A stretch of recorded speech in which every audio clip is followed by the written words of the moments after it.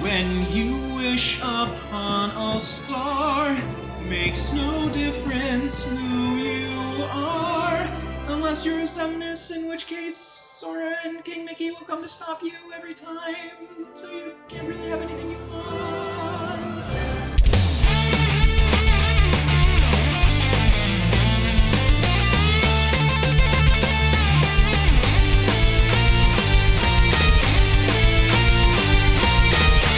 Hey babes, and welcome to the Cast Iron Gamer, where my jokes could be considered salty, but the rest of me is oh so sweet. Kingdom Hearts 2, the sequel that nobody wanted. You see, because the enemies are called nobodies, so they wanted it. Seriously though, I love this game. 2 thumbs right through the roof. Kingdom Hearts captured the hearts of millions, thus corrupting them with darkness and turning them into heartless. You see what I did there? But the game grew a huge fan base through its lovable characters, enticing gameplay, and epic story created by the team-up of Disney and Square Enix. Kingdom Hearts 2 Sora's Awakening further developed the story by introducing the Nobodies. See, while the stolen hearts from back in the first game would turn into heartless after being corrupted by darkness, if the will of the person left behind was strong enough, it would become a nobody. Some even being strong enough to retain their human appearance. So apparently, anybody who's anybody could become a nobody, but if you're a nobody, then you won't become a nobody? But let us move on to what this game is really about, getting that sweet, sweet sea salt ice cream. I mean, seriously, this treat isn't just a flash on the screen. It makes its appearance several times throughout key moments in the story. Roxas's virtual friends, Hayner, Pence, and Oilette, would enjoy this ice cream as a traditional treat, which is clearly important to Roxas, as we later see it in a flashback when Axel hands him one as a farewell.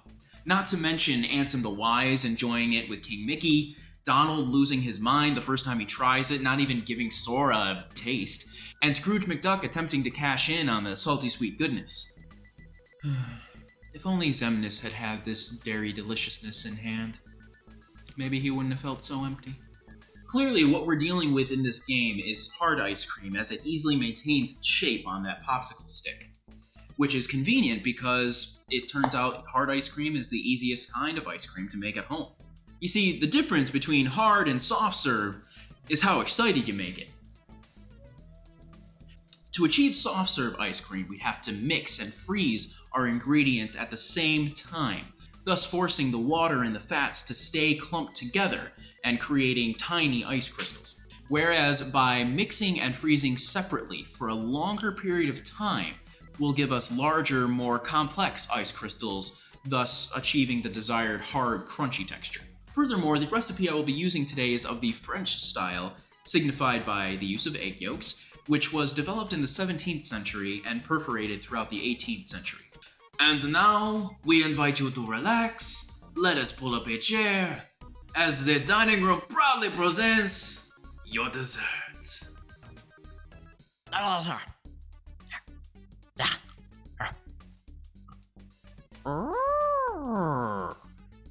For this recipe, you will need 2 eggs, 2 cups milk, 1/3 cup sugar, 1 teaspoon vanilla extract, 1 cup heavy cream, half a teaspoon sea salt, green and blue food coloring.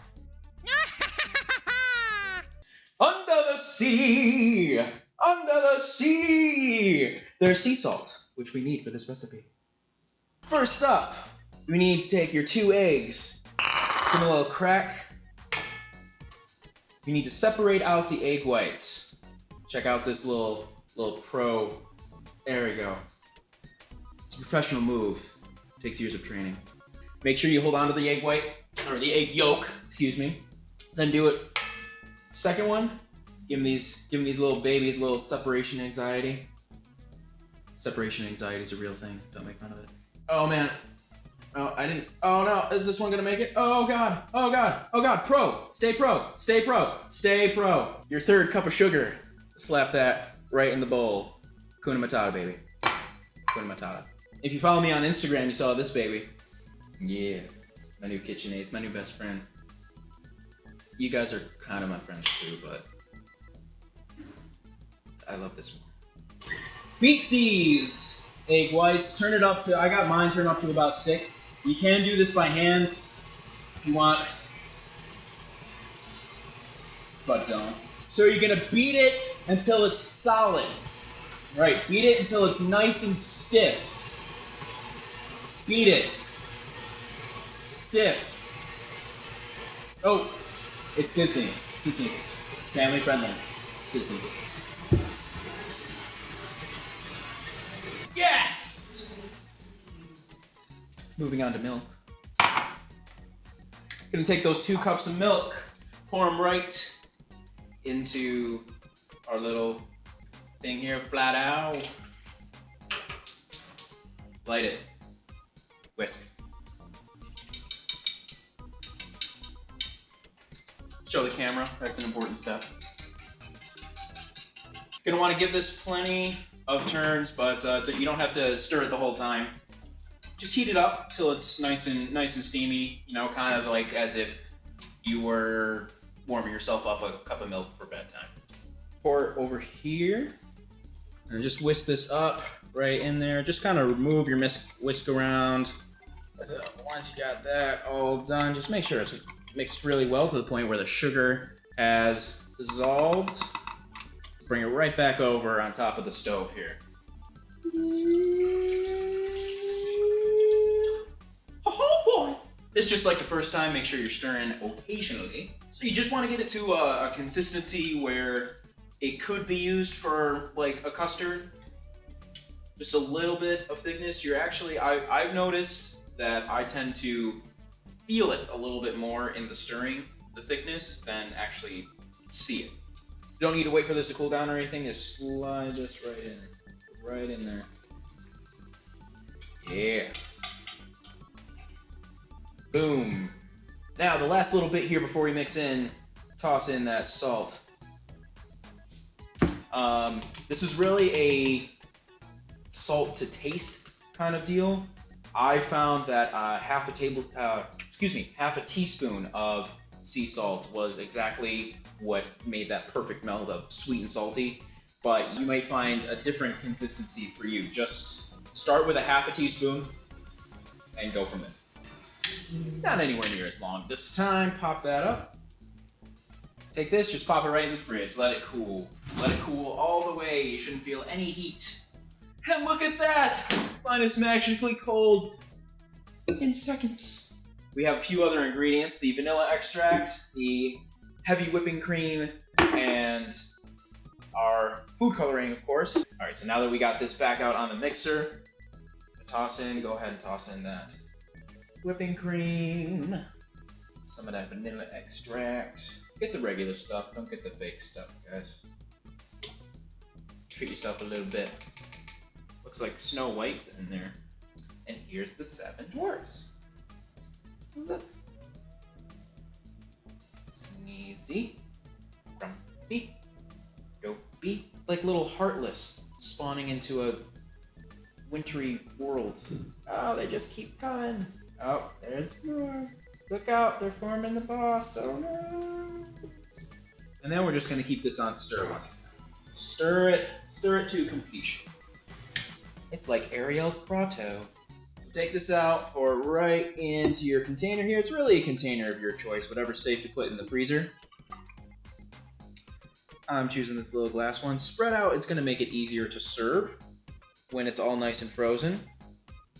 Of course, the best option would be like an empty ice cream container if you can find one. You'll find an empty one at the store. If you already have one, good for you. Pop this right in the freezer, y'all. If only there was like some way where I could just like have that already instead of making you guys wait. Oh look, there's a star. Let's wish upon it. Thanks, Disney Magic! Well, that's it, babes. That's all she wrote. Ursula has sang. That's a fat lady joke. So we're just gonna scrape this out right here into a container of your choice. If you want to do this as popsicles, get yourself a couple popsicle molds. Fill them up that way. That's definitely up to you. I prefer to just eat my ice cream like this. Right, in a little bowl. Plus, I got these cute little wooden bowls. I mean, it's just perfect. I couldn't pass that up.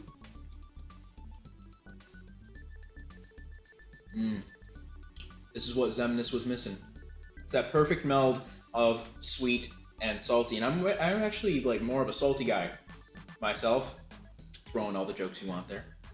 This is great for summer. Okay, go. I'm up. I'll come out. Bear with me.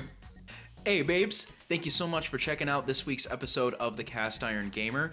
I completely forgot to film the bumper as I was doing the whole episode, so I'm just doing it up really quick here as we're editing. I wanted to discuss the tragedy that happened in Orlando last week. It hit very close to home for me. I interned down there in Florida and frequented that club. So it's something that affected all of us, but I wanted to reach out and say that if you are interested in donating anything to help out the families of the victims, a fund has been set up by the city of Orlando. It is called the One Orlando Fund. It's oneorlando.org is the website. You'll find a link in the description there if you want to donate. It's the fund that Disney donated $1 million to. It is completely safe, but if you do want to go out and find one on your own, feel free to do that. Thank you so much if you do decide to help out. Thank you for checking out once again. This is the Cast Iron Gamer, where the adventure starts in the kitchen. I'll catch you later. Hakuna Matata, what a wonderful phrase. Hakuna Matata, ain't no passing craze.